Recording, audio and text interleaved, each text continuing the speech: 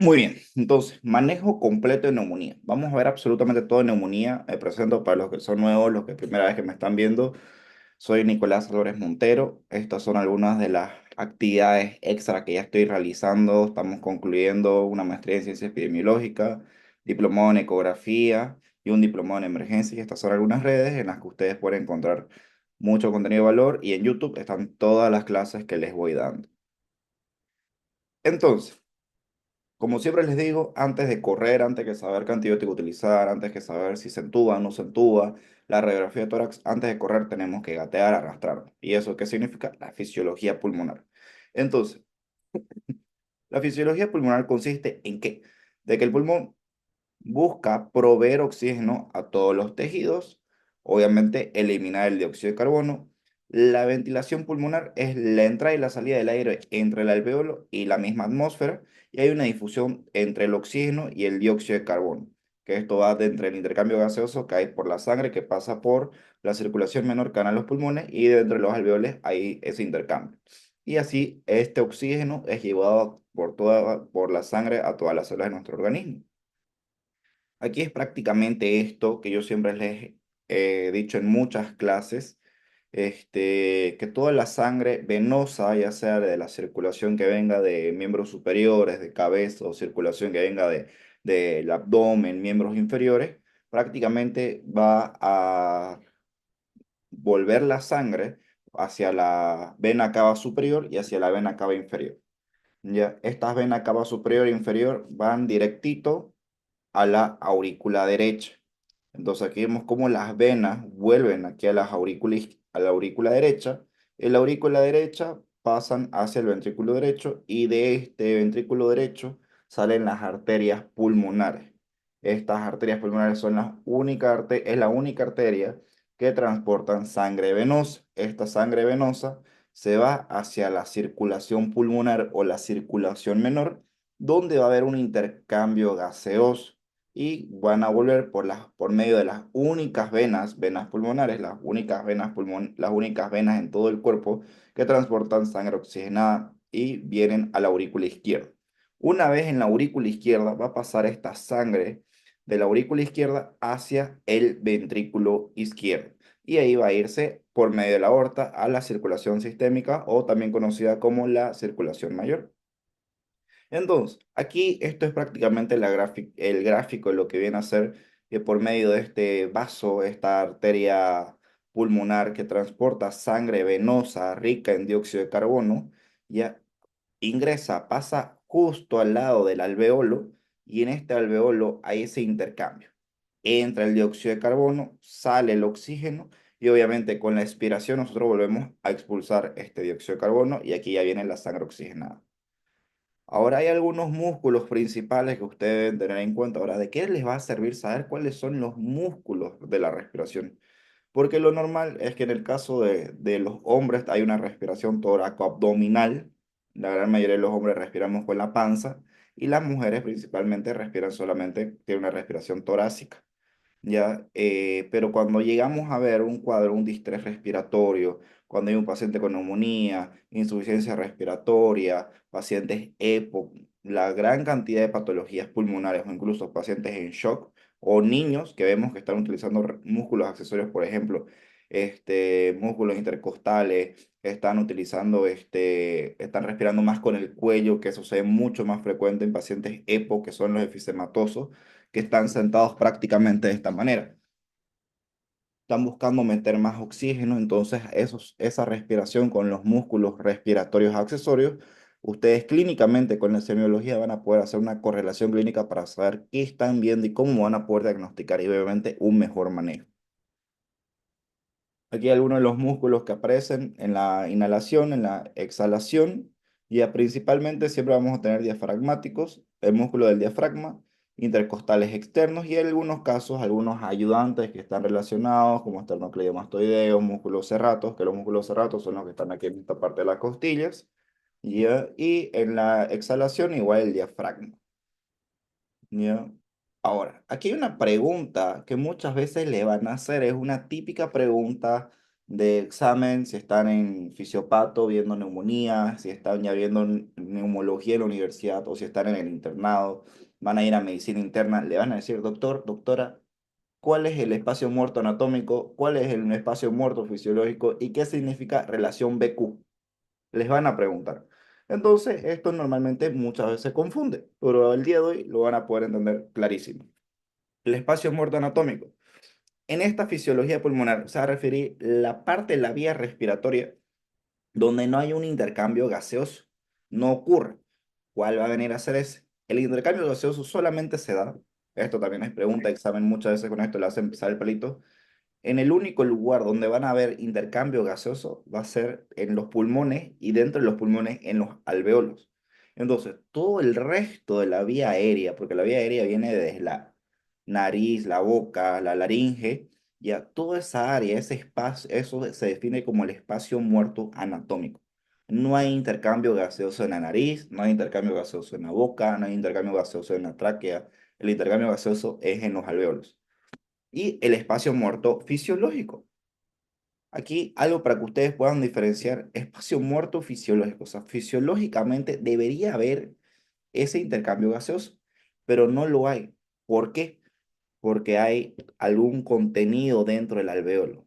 Hay pus, puede haber sangre, puede haber puede haberse colapsado la vía. Entonces, ese es el espacio muerto fisiológico. Es un alveolo que puede estar ventilado, puede entrar aire, pero no hay perfusión. ¿Por qué? Porque este pus, este contenido, no permite que se pueda tener el contacto.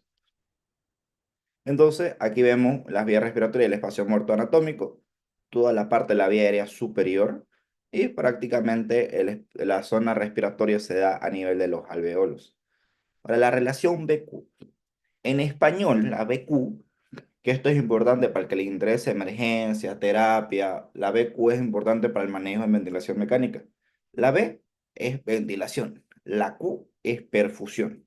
Entonces, cuando ustedes vayan a tener una relación BQ alterada, por ejemplo, creo que aquí tengo una diapositiva en blanco, no. Aquí, ¿dónde está para colorear? Acá. La relación BQ. Si yo tengo mi relación BQ que está todo bien, significa que en esta parte, que está aquí un pulmón y que aquí hay otro pulmón, aquí está el otro pulmón, y si hacemos aquí un corte a este espacio, vamos a imaginarnos que aquí está el alveolo. En esta parte está el alveolo. Entonces, en esta parte del alveolo, el oxígeno va a ingresar, que eso es la B, ventilación. Perfecto. Y la Q, que viene a ser la perfusión, por aquí pasa el vaso arterial, donde va el intercambio gaseoso, circula todo bien por aquí la sangre, pero ¿qué va a suceder? Cuando todo esto está normal, el alveolo está limpio, va a haber ese intercambio. Va a haber ese intercambio que vamos a decir BQ normal. Ahora, cuando está BQ, va a estar alterada. Cuando vaya a haber aquí contenido. Entonces, ¿qué significa? La ventilación va a estar disminuida porque aquí no va a llegar el oxígeno, pero sí va a haber perfusión, o sea, la ventilación BQ va a estar disminuida por la ventilación. Entonces, cuando ustedes piensen eso, una neumonía, le van a decir, doctor, este paciente tiene una relación BQ disminuida. ¿Por qué le van a decir? Y usted tiene que razonar. Aquí es donde yo le digo, tienen que pensar fuera de la caja. Está disminuida porque el alveolo está con un contenido que entra el aire, ya, pero no hay ese intercambio, pero la sangre sí está. Ahora, otro caso, una relación BQ muy característico, es que en este caso de acá, vayamos a tener una tromboembolia pulmonar. Aquí llegó un coágulo. Aquí llegó un coágulo, se colapsó igual, entonces la ventilación no ingresa el aire, pero la perfusión sigue igual acá. Pero por el coágulo no llega a transmitirse el oxígeno. Otro caso, cuando llega a ver estos vasos arteriales, esas pequeñas ramificaciones como las que podemos ver aquí, estos pequeños vasos, imaginémonos, quiero que se borre todo esto, imaginémonos que en este vaso arterial, esto de aquí digamos que está limpio, hagamos de cuenta, pero que en este vaso arterial vamos a tener alguna obstrucción. por alguna razón, una neoplasia, lo que quieran imaginarse. Aquí va a haber una obstrucción. Entonces, aquí va a llenarse de oxígeno, va a haber aire, va a haber ventilación, pero este vaso arterial no va a haber perfusión. Entonces, también va a haber una BQ disminuida. ¿Ya? Entonces, esos son los casos en los que podemos ver alguna alteración. Ahora, aquí hay algunas zonas, ¿no? Prácticamente los que yo les voy a decir, la zona uno son ápices, zona 2 mitad, zona 3 las bases. Ahora, la diferencia, en la zona uno va a haber mucha mayor ventilación porque por la gravedad el oxígeno no es pesado, tiene tendencia a elevarse.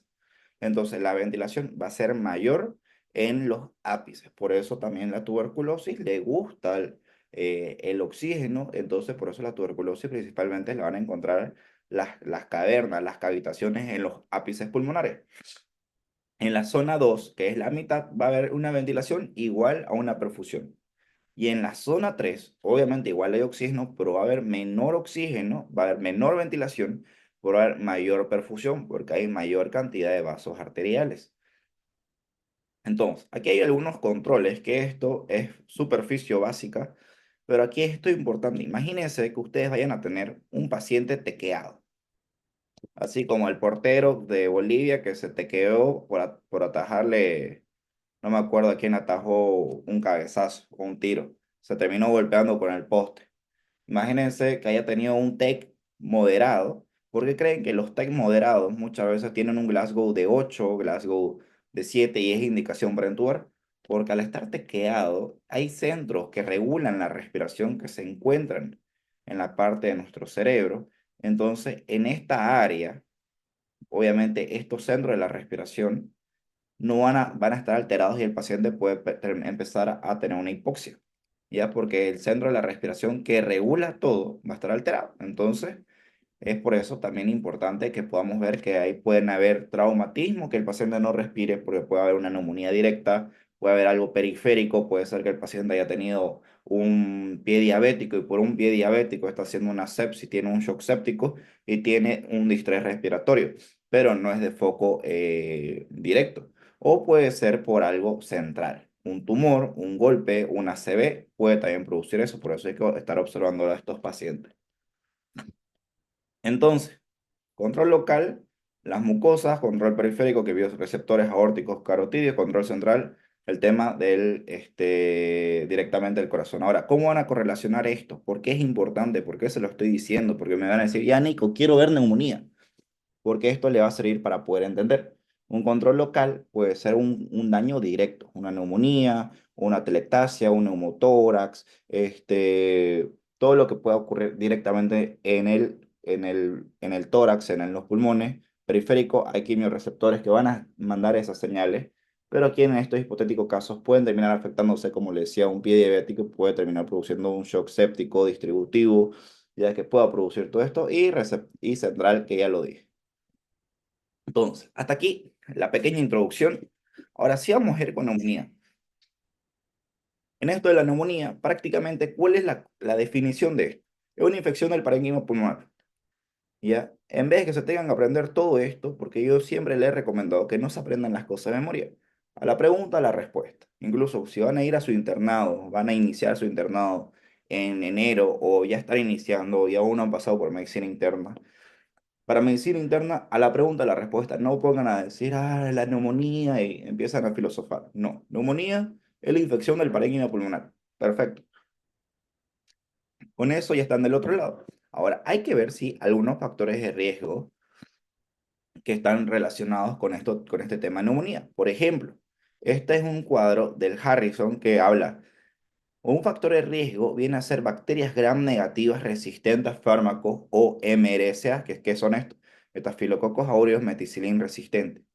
Ya, entonces, ¿qué tiene que ver esto? Que tengas un paciente que esté cursando con toda tu clínica la neumonía, pero que haya tenido una hospitalización de 2 o más días en los últimos 3 meses previos.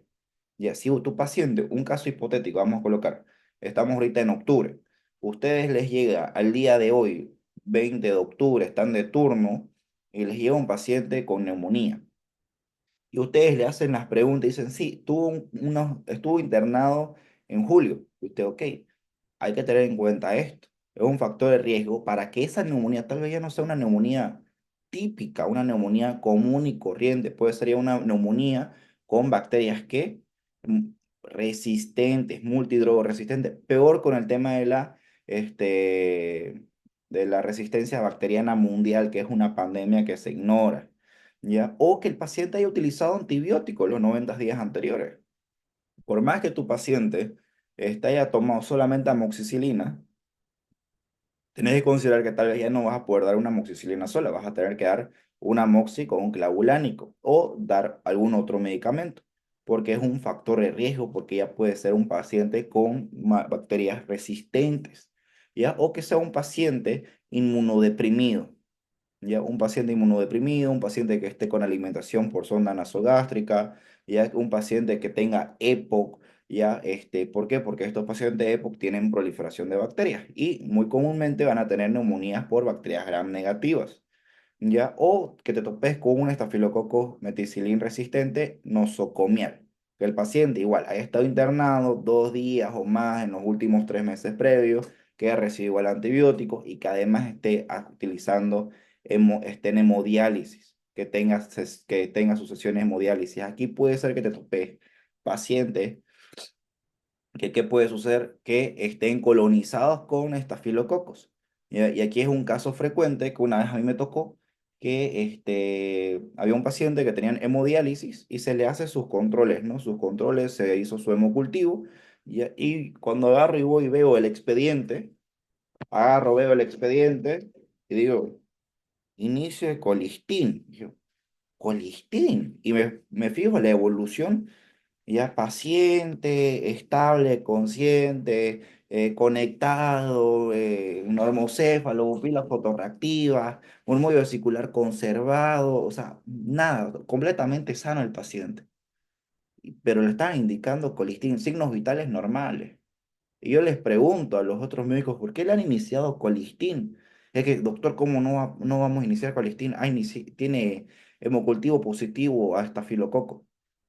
Y yo, ya, pero la clínica, tiene clínica, está diaforético, tiene fiebre, ¿cómo están sus leucocitos? No, está todo normal.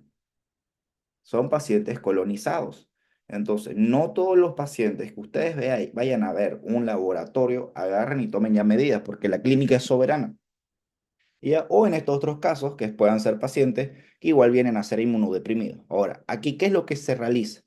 En caso que tengas un paciente que tenga alguno de estos factores de riesgo, vas a utilizar, miren lo que recomienda aquí el Harrison: cefalosporinas, maclóridos o fluorquinolonas, riesgo de infección por pseudomonas.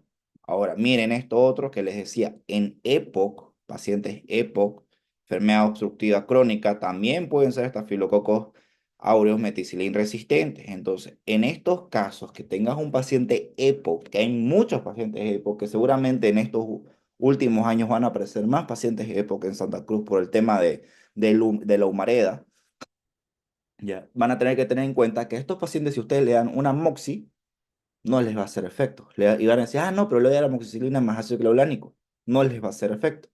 Entonces, ¿qué hago, doctor? Cefalosporina, macrólido o fluorquinolona.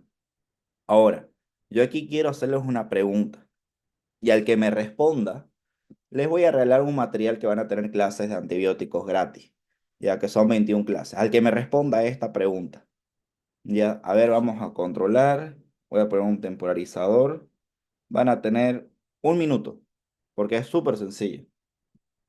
¿Por qué es preferible dar a un paciente macrólidos en vez de fluorquinolonas? ¿Por qué? Y no tiene que ver nada que ver con la edad, ¿ya? Les voy a dar, mejor dicho, les voy a dar 5 minutos. Voy a seguir con la clase. Al primero que responda en el chat, me va a pasar su correo y le voy a regalar ese material. ¿Ya? Vamos a Para seguir. evitar resistencia, doctor. Sí, pero ¿resistencia en qué?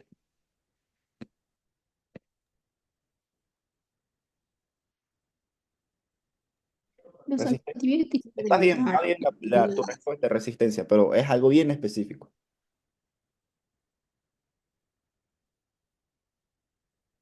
Creo que ibas a comentar algo, Camila.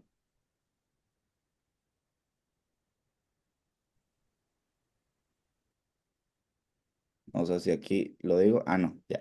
Voy a hacer con la clase. Tienen 4 minutos para cranear, para googlear, para todo. Entonces, hay que tener en cuenta, ya sabes la definición, infección del parénquima pulmonar. Y ya tenés en cuenta los factores de riesgo porque no vas a tener un mismo manejo para un paciente que tenga que, ya recuerden, EPOC, ya que haya recibido antibióticos en los últimos 3 meses, ya. A ver, macrólidos son preferibles para tratar infecciones bacterianas debido a su espectro. Ya, esa no es la respuesta. No es la respuesta. Ya tiene una razón súper específica que es un concepto que manejan mucho en infectología y la parte de neumología, incluso aquí. Aquí es algo que muy pocos médicos lo manejan y lo saben. Ya, si ustedes van a saber esto, que si no responden en los próximos 3 minutos se lo voy a decir yo, pero van a tener un punto muy a favor que incluso muchos médicos acá, incluso siendo especialistas, no saben el por qué, pero es súper básico y no es súper rebuscado, están en los libros, hasta en libros viejos te hablan esto. Entonces, ya saben, factores de riesgo, que haya estado internado 2 o 3 días, más hace menos de 2 meses, que haya recibido antibiótico en los últimos 90 días, y o que esté haciendo hemodiálisis o que sea paciente EPO. Factor de riesgo para no utilizar antibióticos convencionales. Si no, cefalosporina, macrólidos o fluorquinolonas. Ahora, en etiología, aquí van a tener que la adquirir en la comunidad, adquirida en el hospital, relacionada con ventilador o asociada a los cuidados de salud. Los cuidados de salud son hemodiálisis, ¿ya? El adquirida en la comunidad normalmente se considera el neumococo. Y en el neumococo le das una moxia, tranquilo. Adquirida en el hospital, enterobacteria. Puedes utilizar cefalosporina de tercera generación. Relacionada con ventilador mecánico. ¿Cuál vas a utilizar? Aquí es algo muy complejo porque te vas a topar con estos, el Acinetobacter, ¿ya? La Estreptobona maltopilia, que son gérmenes, microorganismos que son muy poderosos, multidrogoresistentes, y si te toca un paciente con una infección con esto, le vas a tener que poner las velas que querrás y tenés que hacer malabares. O asociado a cuidado en salud, que puede ser estafilococcus aureus, pero siempre tiene que estar la clínica, porque la clínica es soberana. A ver, ¿alguien se anima a responder? ¿No sabe? Le quedan 1 minuto y medio. Ah, ya, vamos a seguir. Pero esta clasificación ya no se utiliza. Antes era muy práctica, era muy sencillo de recordar. Decías, ah, ok, si nunca ha pisado un hospital en los últimos 3 meses, es un neumococo amoxia. Ah, está internado. Estefanía, claro, ¿le puedes hablar? Quizás sea se prefiere usar macrólidos antes que fluoroquinolonas, quizá por la resistencia en el caso del Streptococcus pneumoniae que puede desarrollar como mutaciones. No. Les voy a dar una última pista. Si vos Menos utilizas toxicidad quinolona, renal, a ver, Neil, ¿qué decís? porque un paciente con diálisis se supone que los riñones están arruinados, entonces quiero decir que si le das quinolonas vas a arruinar más los riñones, ya que las quinolonas son más nefrotóxicas que los macrólidos y la cefalosporina. Sí, pero la pregunta es, en esto en general, no solo, eso sí es correcto en diálisis. La pregunta en general, ¿tenés un paciente con cualquiera de estos, o sea, EPOC, que haya sido hospitalizado, que haya sido internado, que haya recibido antibióticos, utiliza cefalosporina y macrólidos o fluorquinolonas? Ahora, esta es la última pista. No se utiliza fluorquinolonas porque estás pensando en una infección de una bacteria que es muy frecuente en Santa Cruz. Doctor, porque los macrólidos tienen una mejor penetración a nivel de tejido pulmonar. Su mecanismo de Ya, acción. te voy a dar tenés razón, pero por ejemplo, en las ¿Por la quinolonas, influenza? no, en las quinolonas hay una clasificación de las quinolonas que se definen como quinolonas respiratorias. O sea, son viven o sea, vos las administras y van directamente y viven en los pulmones. ¿Cuáles son? Levo, ya, Gati y moxifloxacin. Son las quinolonas respiratorias. Ahora aquí, la última, a ver. Principalmente se piensa en resguardar la levofloxacina por un microorganismo súper patógeno en todo Santa Cruz. Ya se acabó el tiempo. Ya, ¿alguien sabe? ¿O se les ocurre algo? ¿Nada? A ver, no se preocupen. Se lo voy a decir tuberculosis. Quiero que vean este. Esquema tuberculosis. Obviamente el esquema tuberculosis, el esencial es isoniazida, rifampicina, etambutol. A ver aquí. No.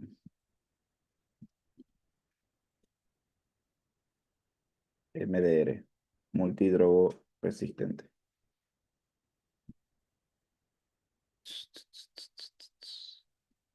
¿Qué es esto? Tratamientos según patrón de resistencia. Y aquí está, miren.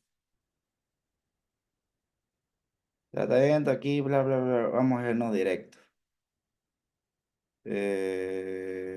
Ya, miren. Normalmente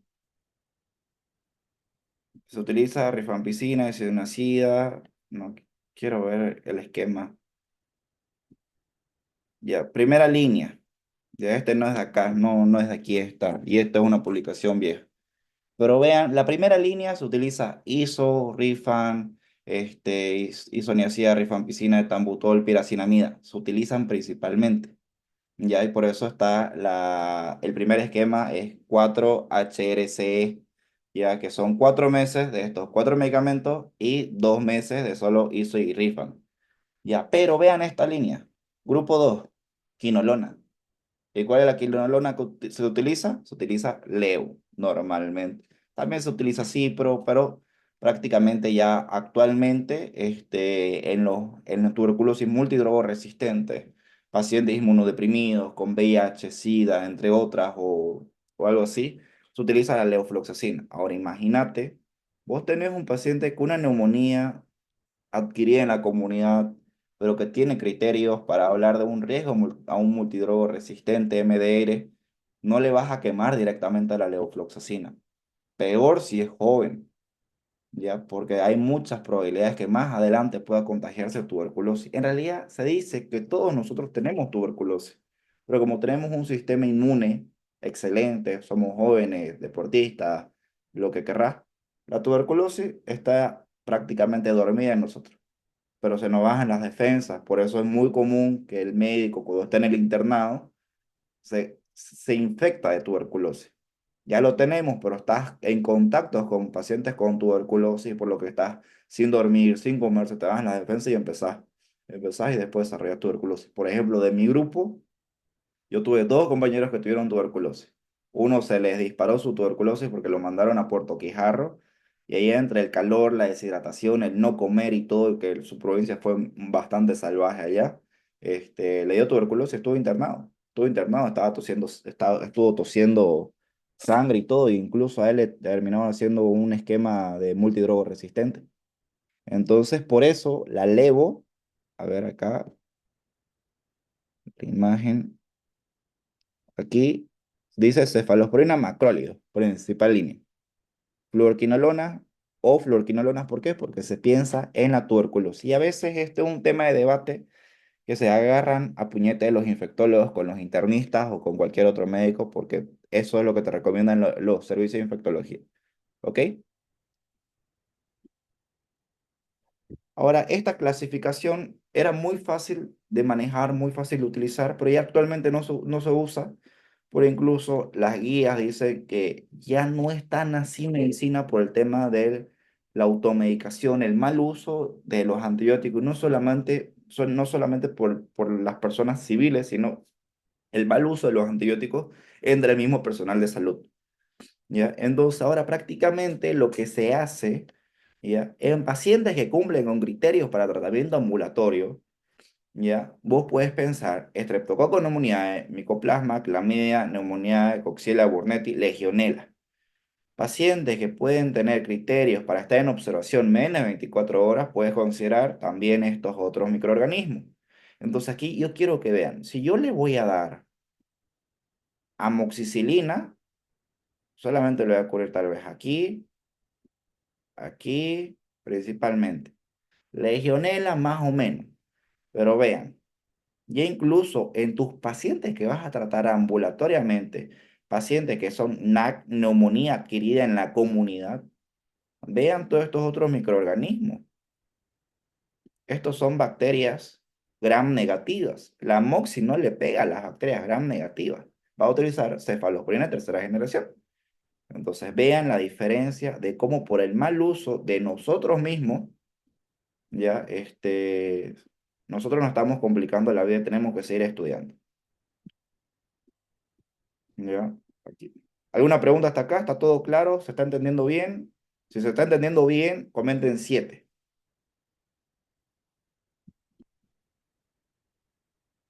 Ya. Ahora, aquí hay alguna distribución en aislamientos, ya.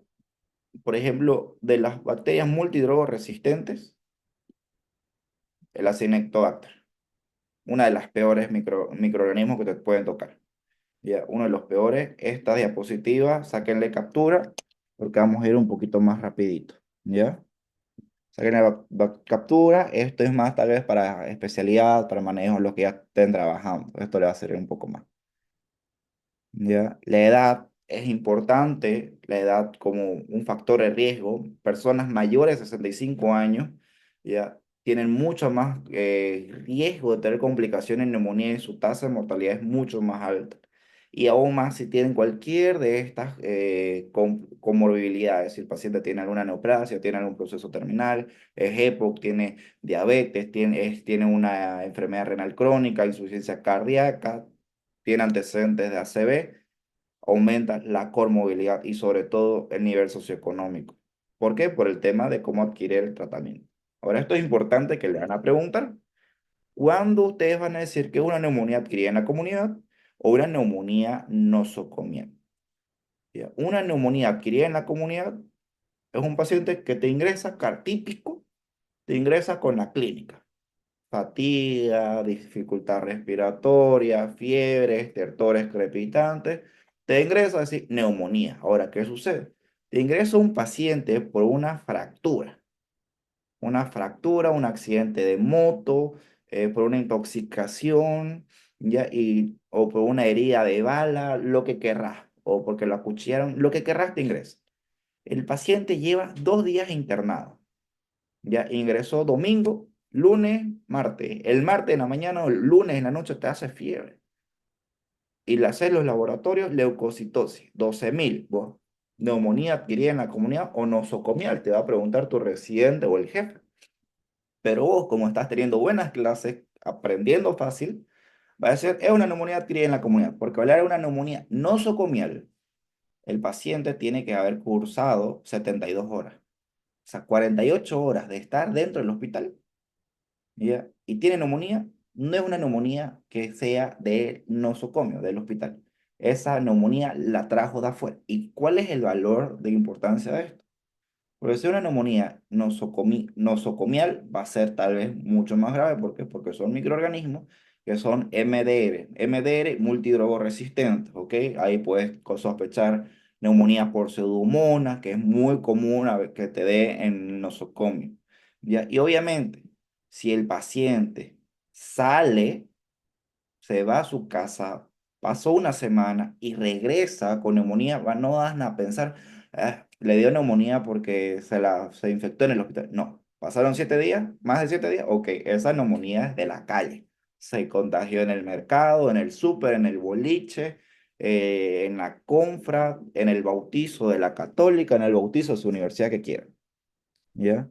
Ahora, a esto quiero que le saquen una captura, porque estos son los más esencial actualmente para medicina en tema de neumonía. Con esto están del otro lado. Incluso van a ver que sus propios docentes les van a decir otros conceptos pero ustedes van a estar con todo en la vanguardia. Aquí esa imagen se la voy a mandar al grupo. Listo. Ahora vamos a tener un pequeño caso. Caso 1. Vamos a tener un paciente de 40 años, género masculino, disnea progresiva, tos, expectoración mucopurulenta, abundante. Revisamos la cavidad oral, candidiasis oral. Sospecha de una esofagitis por cándida, además. Y tenemos esto. Tenemos esta radiografía de tórax. ¿Ya? ¿Quién se anima a dar la definición de esta radiografía de tórax? ¿Cómo lo ven? ¿Cómo describirían esta radiografía de tórax? Acuérdense del A, B, C, D, E. Y no, y si quieren algunos se anima y se acuerda, puede hacer, decirme si es una radiografía con una buena técnica o una mala técnica. ¿Qué dicen? Si quieren que yo la haga, comenten uno y yo se las presento la radiografía, yo se la describo.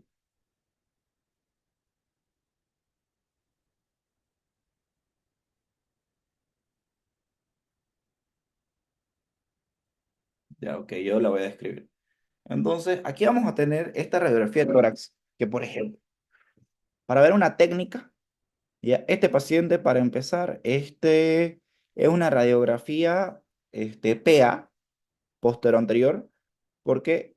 Porque se ve que, por ejemplo, en una AP, el corazón se lo va a ver magnificado, se lo va a ver más grande. Este es un paciente que parece que sí está de pie, es una radiografía PA, ya, que viene de atrás hacia adelante. Y además aquí nosotros vamos a contar las apófisis espinosas para ver si la técnica está bien tomada. Tenemos aquí una, dos, tres, cuatro apófisis espinosas. Vemos que las clavículas son equidistantes, las escápulas se la ven un poco que están ampliadas, entonces eso significa que está normal. Ahora, ¿cómo sabemos que las clavículas están equidistantes? Porque si el paciente de esta manera, si el paciente no estuviera de esta manera, estaría así y las clavículas estarían hacia abajo. Entonces vemos que estas clavículas están hacia arriba y veamos acá en los brazos. El paciente está así abrazando el aparato, ¿ok? Y después tenemos que contar los arcos intercostales. ¿Cuántos arcos intercostales vamos a llegar a ver acá? A ver, aquí tenemos uno,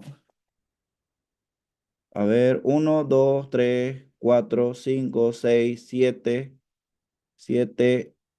ocho, 8. Se llega a contar bastante bien. Vamos a ver los posteriores. Uno, 2, 3, 4, 5, 6, 7, 8, 9 y aquí 10. Entonces es una radiografía que tiene una buena técnica, ¿ok? Ahora vamos a hacer el A, B, C, D, E de la radiografía. En A, vía aérea. ¿Cómo está la tráquea? La tráquea está centralizada, ¿ok? Se ve bien. Ahora, la B del parénquima pulmonar, breathe.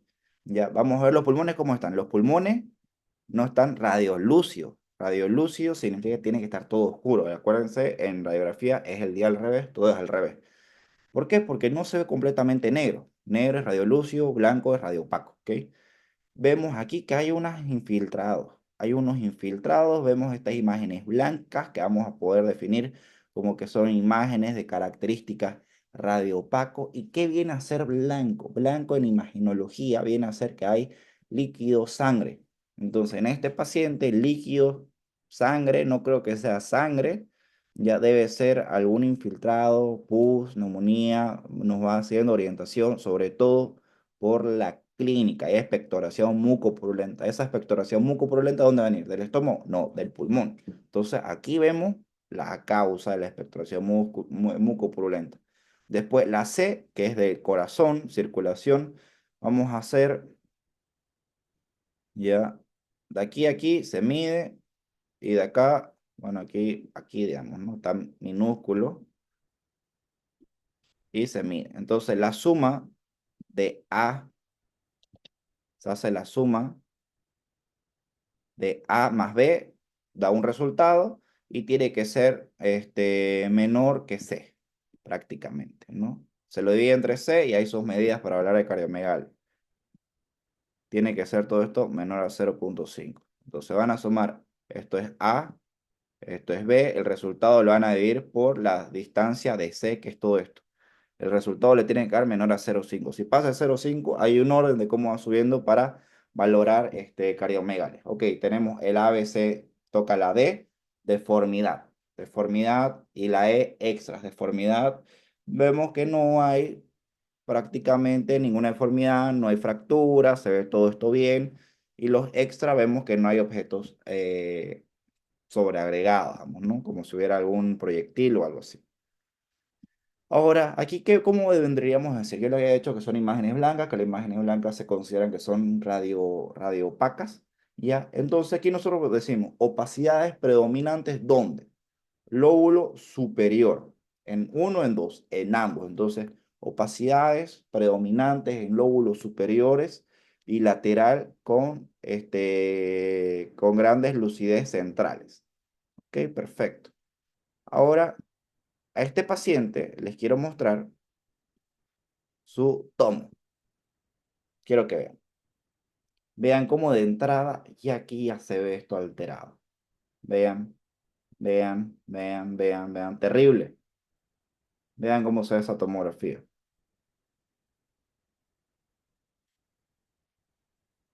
Terrible.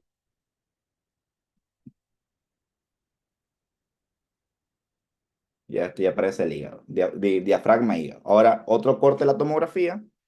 Esto viene de adelante. Esto viene de aquí adelante, que lo primero que ven es el esternón. Ya, y se va cortando. Entonces, como que este es el tórax. Lo vamos a poner de un lado y va cortando por segmento. Vean cómo de entrada se ve todo esto en esta tomografía. Y aquí está el corazón. Vean. Vean de terrible. De aquí igual hay esta imagen con un vidrio esmerilado.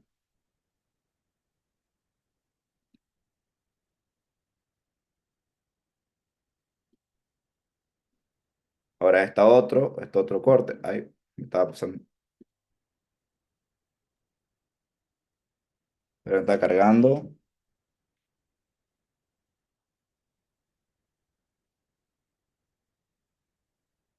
Ah, esto ya lo vimos. Ya, ahora aquí, ¿qué es lo que vamos a ver? Que hay consolidaciones bilaterales en ambos lóbulos, derecho e izquierdo, en el segmento superior y vemos un patrón empedrado. Grandes cavitaciones, numerosos nódulos pequeños que están cavitados. Entonces, todo esto vemos que esto es específico. Cuando ustedes vayan a ver este vidrio esmerilado es como un vidrio así medio no tan nítido, es como esos vidrios templados que se ven en las oficinas de los abogados, que está el vidrio, no tiene nada de empapelado ni nada, pero no puedes llegar a ver a través. Así se ve esto, así se define esto. Cuando ustedes vayan a ver una tomografía y le digan, a ver, doctor, defíname aquí qué signo radiológico encuentra. Ustedes van a decir, se ve vidrio esmerilado. Ahora, aquí esto tiene una importancia. A este paciente se le vio 7 meses después y vean su radiografía. Mucho mejor, ¿no? Aún se llega a ver un poco, un poco. Su tomografía de control. Vean, sigue habiendo un poco de cavitaciones. Vean, pero ya no tiene todo ese vidrio esmerilado, ¿no? Está mejor. Obviamente el paciente está 7 meses después, ya el paciente te puede cursar sin clínica, todo estable, todo normal, pero aún así, imagenológicamente, quedan, y eso es lo que a veces a los pacientes, a esta otra tomografía. Ya esto es lo que los pacientes terminan cursando con fibrosis pulmonar más adelante.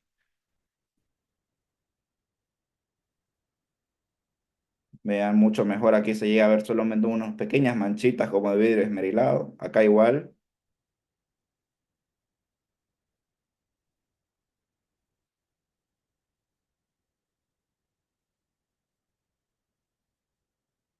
Vean las cavitaciones que quedaron.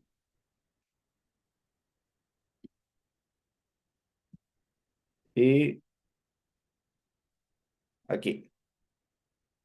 Ok, quedó prácticamente, resumiéndoselo, quedó con fibrosis pulmonar y pequeñas bronquiectasias. Las bronquiectasias son estos colapsos oscuros que ven que ya no, aquí ya no hay bronquio, no hay esas rayitas blancas, ya no hay. Y esos son los pequeños bronquios, pueden ser también vasos arteriales. Ya, pero cuando ustedes ven esas cavitaciones, esos espacios oscuros que no hay nada, es que solamente hay aire, pero hay ventilación o no hay perfusión. Vemos aquí esta otra tomo. Son diferentes ventanas, por cierto. Le he colocado la ventana pulmonar, ventana cardíaca, por eso van a ver la diferencia. Esto de acá que ven acá son los bronquios que aparecen.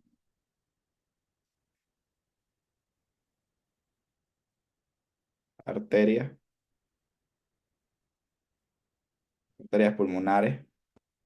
Vean estas bronquiectasias. Estas son las bronquiectasias que les decía. Ahora, la discusión del caso. Este paciente se le hizo los estudios y obviamente tenía una esofagitis por cándida. Y cuando ustedes vayan a ver infección de hongos en una persona adulta, no piensen que, ay, pobrecito, piensen en VIH. A este paciente se le hicieron estudios, tenía un estadio de linfocitos CD3, CD4, vean, y con una carga viral de copias de 196.000 copias. Se estableció diagnóstico de fase SIDA, porque ya habían estas otras manifestaciones, estas otras enfermedades que son por el tema del tema ya del SIDA. Se descarta Mycobacterium tuberculosis. ¿Por qué? Porque en SIDA es muy frecuente que el paciente desarrolle tuberculosis y al ver esas cavitaciones te hace sospechar en tuberculosis, pero no era tuberculosis. ¿Ya? Y tenía el paciente en los hemocultivos que se realizaron, tenía muchos positivos Staphylococcus aureus, ¿ya? Y se realizaron varios ecocardiogramas para descartar endocarditis. ¿Por qué endocarditis? Por lo que estaba en fase SIDA, ¿ya? Ahora, este paciente, la neumonía respondió bien a los antibióticos y el síndrome de desgaste respondió favorablemente a los antirretrovirales. Es decir, que el paciente sobrevivió, mejoró. Y la neumonía era Staphylococcus aureus, ¿ya? Y esta era una neumonía necrosante, ¿ya?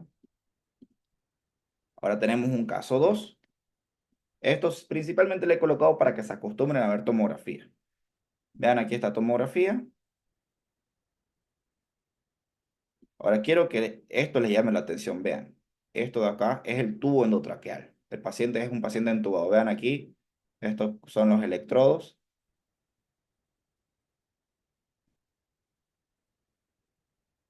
Y les voy a hacer pausa porque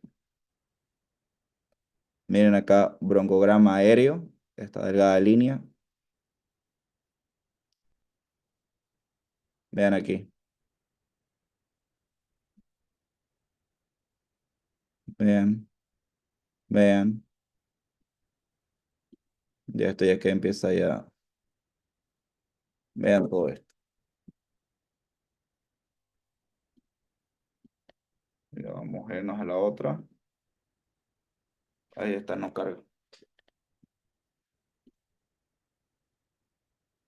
Esta no cargaron. Se lo voy a pasar las imágenes. Ahora que tenemos en esta segundo tomo. Ya, pucha, necesitaba ver la otra. Mm, mm, mm. No me acuerdo de este paciente. Un segundo. No cargan. Bueno, esta de acá igual. Este era un paciente con una neumonía necrosante, creo. Se veía mejor en estas otras. Esta era una infección por Klebsiella pneumoniae, que esta Klebsiella pneumoniae igual produce neumonías necrotizantes. Se le voy a pasar los videos de la tomografía que no cargan. Ahora, volviendo a neumonía, nosotros aquí vamos a ver la fisiopatología.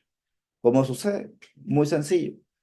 El microorganismo llegan a las vías respiratorias por medio de la orofaringe, por medio de la boca, ¿ya? Y son aspiradas, principalmente durante el sueño, y es por eso que es muy frecuente en los ancianitos, en los abuelitos. ¿Por qué? Porque el abuelito para acostado, para echado, Ya el abuelito se broncoaspira, aspira todos esos microorganismos que viven y tienen las defensas bajas y por eso tienen neumonía. En el caso de los abuelitos es uno del principal mecanismo en los abuelitos, y esto a veces, muchas veces pregunta dentro de exámenes de residencia con validación, ya que ¿cuál es el mecanismo principal de neumonía en los ancianos? ¿Ya? La aspiración. Paran echados, por eso los abuelitos cuando están internados, parte de la fisioterapia del fisiatra ordena que tienen que estar movilizándolos, y hay unos horarios, ¿no? Cada 2 horas estar movilizándolo, cambiándolo de posición, lo cual es un error que se comete mucho acá en Santa Cruz. El paciente, ustedes van a medicina interna, todo el día está acostado en la bolita y nadie lo mueve. Después están con sus úlceras por decúbito, entonces, terrible. ¿Ya? O en casos que el paciente pueda tener alguna propagación hematógena, el paciente que tenga endocarditis, no importa si es tricuspidia o mitral, puede terminar desarrollando neumonía, pero principal tricuspidia. ¿Por qué? Porque la válvula tricúspide está en la mitad entre la aurícula derecha, el ventrículo derecho, y obviamente toda esa sangre sale y circula al pulmón, que es la circulación menor. Ahora, los mecanismos de defensa. Nosotros tenemos mecanismos de defensa aquí en nuestros pulmones, pueden sobrevivir, pueden sobrellevar todas estas bacterias. ¿Por qué? Porque estas bacterias son bacterias, microorganismos saprófitos. ¿Qué significa? Son nuestros inquilinos, viven en nosotros. Y aparte hay estas células, los macrófagos alveolares, que se los comen. Estos macrófagos se los terminan comiendo y porque obviamente tienen, en caso de que llegue a haber en alguna situación, ya que hayan alteraciones dentro de nuestra defensa, estos, por ejemplo, van a empezar a tener liberación de factores proinflamatorios, donde aquí vamos a tener, al liberarse estos factores proinflamatorios, como dice, proinflamatorio, proinflamación, van a empezar a llegar más cantidad. Y eso también genera mayor daño. Y eso es una de las causas cuando veíamos con COVID, la tormenta de citoquinas, que las citoquinas son mediadores proinflamatorios, entonces aumentaba la inflamación y empeoraba el cuadro porque termina habiendo estas células que son de nuestro organismo que nos defienden, empiezan a atacar y termina siendo el pulmón un campo de guerra. ¿Ya? Entonces, ustedes, para poder recordar todo esto, que está bastante largo, que esto es tal cual como está en el libro, hay que pensar fuera de la caja. Imagínense el pulmón. Aquí tenemos nuestro pulmón, tranquilo, ¿ya? Y el paciente que tiene neumonía va a empezar a subirle la temperatura. ¿Por qué? Porque los macrófagos están tratando de limitar esa infección. Entonces, estos macrófagos alveolares, ¿ya? Van a terminar liberando, produciendo interleucina 1, interleucina 6, factor de necrosis tumoral, ¿ya? Y interferón alfa, ¿ya? Y también interleucina 8 y unidad formadora de colonias de granulocitos.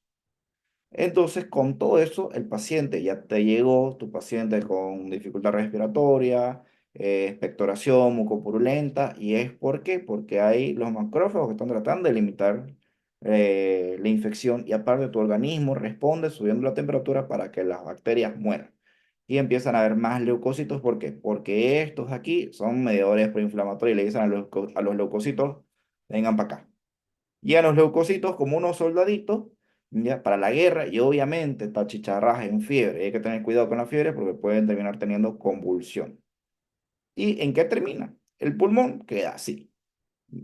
Cuando hay muchos mediadores proinflamatorios y una respuesta sobreagregada a la inflamación, termina siendo esto un campo de guerra y obviamente aparecen bacterias oportunistas.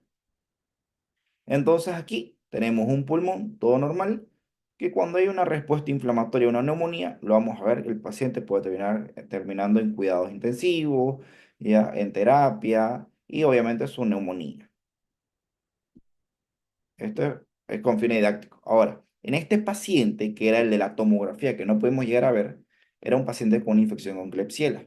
Esta Klebsiella, como les dije, si ustedes tienen una infección, que ya han visto esa tablita que les mandé de los factores de riesgo, ¿ya? Y el paciente ha sido internado previamente, o un paciente EPOC o lo que sea, no piensen que sea un neumococo y no lo traten básicamente con amoxicilina, porque este paciente tenía esos factores de riesgo y llegó bastante mal y al internarse ya el paciente fue directamente a cuidados intensivos y era una infección por Klebsiella. Ahora esta Klebsiella, si vos le das amoxicilina no le va a servir de nada porque es un gram negativo. Entonces, y aquí este paciente, ahorita leyendo esto, ya era un paciente que tenía antecedentes de alcoholismo y aparte tenía cierto grado de insuficiencia hepática. Ahorita me estoy acordando. ¿Ya? Entonces, en la radiografía de tórax vemos que esta consolidación es una consolidación lobar. ¿Por qué digo lobar? Vean aquí, bien delimitadito. Una consolidación lobar, bien delimitada al lóbulo. ¿Ya? Entonces, vamos a llegar a ver que pero voy a cambiar aquí de esta forma. Y ahora, en este caso de esta neumonía, ya terminó siendo una necrosis, exacto. Que eso quería mostrar en la tomografía. Terminó siendo una necrosis pulmonar masiva. Era una neumonía hemorrágica, una neumonía necrotizante hemorrágica. Ya en la tomo que se le va a mandar lo van a poder apreciar mejor. Y ahí, bueno, esto de aquí no va a tener mucho para mostrarles por el tema que no se ve la toma. Ahora, dentro de neumonías, tienen que recordar estas fases de histología. Tienen la fase inicial, la fase de la hepatización roja, fase de hepatización gris, fase de la resolución. ¿Qué sucede? Fase inicial, vas a tener acá tu alveolo, vas a tener aquí tus alveolos, y en estos alveolos se van a llenar de edema por la inflamación. Va a haber edema, va a haber líquido. ¿Ya? Y obviamente por los mediadores proinflamatorios va a haber un exudado de proteínas. ¿Ya? Entonces todo esto va a hacer que el exudado, el líquido estancado, líquido que se infecta, porque ese líquido estancado es un caldo de cultivo para los microorganismos. Entonces van a proliferar. Entonces como hay mediadores proinflamatorios, ¿ya? En estos mediadores proinflamatorios van a llegar células, neutrófilos, igual van a llegar eritrocitos, y por eso se denomina como fase de hepatización roja, porque llegan los eritrocitos. Luego, como ya es un campo de guerra, hay una batalla, hay muerte, ¿ya? Hay la hepatización gris oscuro, gris, están de luto, porque sufren lisis. Y luego la fase de la resolución, que ya está todo normal, pero incluso puede ser que te topes con pequeños espacios de fibrosis por el daño exacerbado, que fue una respuesta sobre aumentada. Aquí hay un pequeño resumen de lo que va a venir a hacer esto, que le voy a sacar captura y se los voy a mandar eh, aquí. Pam, pam, pam, pam. Perfecto. A ver, ahí. Eso para que tengan de resumencito. Ahora, la etiología. Recuerden, se van a acordar de escucharme, se van a querer hasta salir de la clase, pero esto es fundamental. La etiología, el germen más común para respuestas de sus exámenes es Streptococcus pneumoniae. Ahora, hay que dividir estas infecciones de neumonía entre atípicos y atípicos. Los microorganismos típicos y atípicos, ¿cuáles son? Los microorganismos típicos tenemos Streptococcus pneumoniae, tenemos Haemophilus, tenemos Staphylococcus aureus, tenemos ciertos bacilos igual. La Klebsiella pneumoniae, Pseudomonas aeruginosa, ya vienen a considerarse microorganismos típicos. Ahora, los microorganismos atípicos tenemos, aquí importante, estos vienen a entrar en las preguntas. Si ustedes quieren irse a Brasil, esto es parte de las respuestas para las preguntas del revalida. Tenemos micoplasma, clamidia, neumonía, legionela, ya después estos como bacterias. Y estos son bacterias gram negativas. Ya no se vayan a confundir con que sean bacterias gram positivas. Y después tenemos virus neumotrópicos de la gripe. Ahí tenemos todas las gripes que te llegan a dar. Son infecciones que te pueden dar una neumonía atípica. Ahora les voy a explicar por qué atípica. Tenemos igual adenovirus, metaneumovirus, virus sincitiales respiratorios, que este virus sincitial respiratorio es mucho más frecuente en niños. SARS-CoV-2, COVID, influenza. Ahora, ¿cuál es la clínica? Una bacteria que te produzca una neumonía típica es el típico paciente que está ahí con expectoración mucopurulenta, fiebre, palpitaciones, sudoración o lo que se dice diaforesis. Ahora, un paciente con una neumonía atípica no va a tener nada de eso, porque no es el cuadro convencional, atípico, no normal. Ah, es sin o no. Eso significa ese prefijo. Entonces, no es lo típico. ¿Y qué es lo no típico? No te va a expectorar, no va a tener fiebre, no va a tener nada de eso. Incluso el paciente te puede llegar solamente con diarrea, ya con un pequeño malestar. Entonces, ¿qué vas a hacer? Me vas a llamar, me vas a escribir. Ah, aquí estoy, me pasó otra cosa. Entonces, en estos cuadros tenés que saber categorizar para poder dar un buen tratamiento. Ahora, en el caso de los microorganismos típicos, un estafilococo, un Streptococcus pneumoniae, puedes utilizar tranquilamente un inhibidor de la síntesis de la pared celular. ¿Ya? ¿Cuáles son estos? Los betalactámicos. Tenés penicilina, cefalosporinas, monobactámicos, carbapenem y vancomicina, también se considera. Ahora, las penicilinas, ¿qué hacen? Estas penicilinas son bactericidas del grupo de los betalactámicos y tienen un origen natural y obviamente también hay otros que ya son semisintéticos. Y estas penicilinas son eficientes contra gram positivas y gram negativas e incluso con algunas especies de anaerobios. Originalmente, porque ahora con la resistencia bacteriana ya no lo son tanto. Ahora, ¿qué hace esta penicilina? Aquí vean la diferencia entre una bacteria gram positiva y una bacteria gram negativa. Ya, una bacteria gram positiva, la diferencia. Vean la diferencia de la pared. ¿Lo ven? Esto de acá, la membrana. Aquí, en cambio, las gram negativas tienen mucho más peptidoglicano. En cambio, estos tienen como su pared celular. Ahora, ¿qué hacen estas penicilinas? Van a esa pared celular. Entonces, en estas penicilinas tenemos una clasificación que es amplia. Las naturales, penicilina B, G, aminopenicilinas, tenemos la moxi, la ampicilina, tenemos las que son resistentes a las betalactamasas, la oxacilina, meticilina, y aquí viene el nombre, Staphylococcus aureus meticilin resistente. Entonces, si es un Staphylococcus aureus meticilin resistente, entonces no le va a hacer efecto si vos le querés dar cualquiera de estas. Le vas a dar una moxi a un estafilococo aureus meticilin resistente, no le va a hacer efecto. Le vas a querer dar una oxacilina, no le va a hacer efecto. Le vas a querer dar una dicloxacilina, no le va a hacer efecto. Ahora, cuidado que se confundan dicloxacilina ya con una doxaciclina. Ya, la diferencia, acuérdense, tetraciclina, clina, doxaciclina. Esa es una tetraciclina. En cambio, una dicloxacilina, silina de penicilina. Vean la diferencia. Es un juego de palabras, pero vean, silina, silina. Y si es una tetraciclina, va a tener clina, ¿no? Eso es un pequeño pro tips. Y ahí tenemos carboxipenicilina, que estas aquí no las tenemos en nuestro país, pero tenemos aquí piperacilina, pipertazo que le decimos. Ahora, dentro de estas penicilinas, ya tenemos principalmente el pipertazo. Inhibidores de las beta-lactamasas, que estos son prácticamente los que se utilizan ya más normalmente para las neumonías. Ahora, la que aún no tiene mucha resistencia son los que vienen con este inhibidor de la beta-lactamasa, con tazobactam o sulbactam. Tenemos el pipertazo, que es el más famoso, por ejemplo, aquí lo tenemos. Si te crees, aquí viene amoxicilina con sulbactam, porque ya casi el Pentrax, que tiene ácido clavulánico con la amoxicilina, ya tampoco responde muy bien.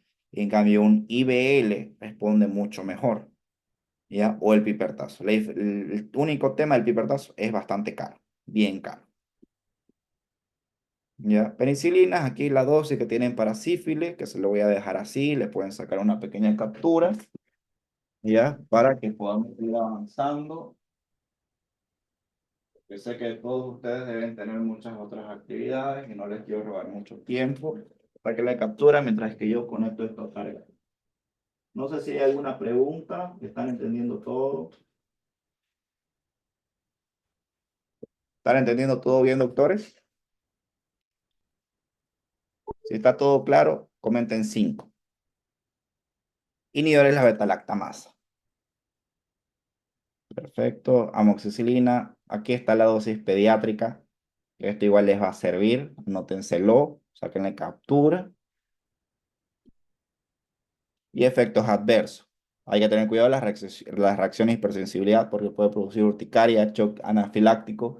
Y ahí si le das a un paciente penicilina y estás en tus postitas y tiene un shock anafiláctico, una urticaria, va a generar un angioedema y ahí el paciente lo vas a tener que entubar. Y si no sabes entubar, el paciente se te va a morir. ¿Ya? ¿Y cuándo es lo más importante? ¿Cuándo vas a dar penicilina o cuándo no vas a dar?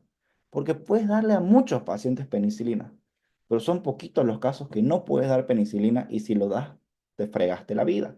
Si vas a dar penicilina, ¿ya? Y el paciente responde bien, perfecto, te aplauden. Buenísimo, doctor. Sabe usted solucionar todas las infecciones. Pero si le das a un paciente que no le tenés que dar, te vas a generar un problema muy grande. Entonces, lo más importante es cuando no tenés que dar un medicamento. Esto a mí me decía un docente, no es una frase que yo me inventé, no me quiero hacer la autoría de esta importante frase. Pero no vas a dar penicilina si tu paciente te dice que tiene alergia. ¿Ya? Si el paciente aparte está embarazada o está en periodo de lactancia, no se debe dar. ¿Ya? O si el paciente está utilizando fármacos bacteriostáticos. Ahora, ¿cuál es un fármaco bacteriostático y cuál es un fármaco bactericida? Los fármacos bactericidas son prácticamente las betalactámicos y tenés otros que son bactericidas, por ejemplo, los inhibidores de la subunidad 30S o 50S. ¿Ya? Esos son bacteriostáticos. Bactericidas más o Los, menos, ¿sí? los macrólidos y las quinolonas. Exacto. No, las fluoroquinolonas actúan a nivel del ADN, ya principalmente ribosómico, pero principalmente, como decís, macrólidos y tetraciclina son más bacteriostáticos, ya son mucho más bacteriostáticos y en estos pacientes se trata de no dar. ¿Por qué? Porque, por ejemplo, una mnemotecnia que yo me hago, se los voy a escribir acá.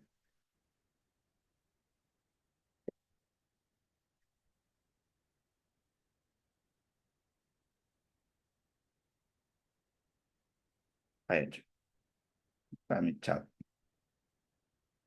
Vamos a ver la pestaña del chat, aquí está.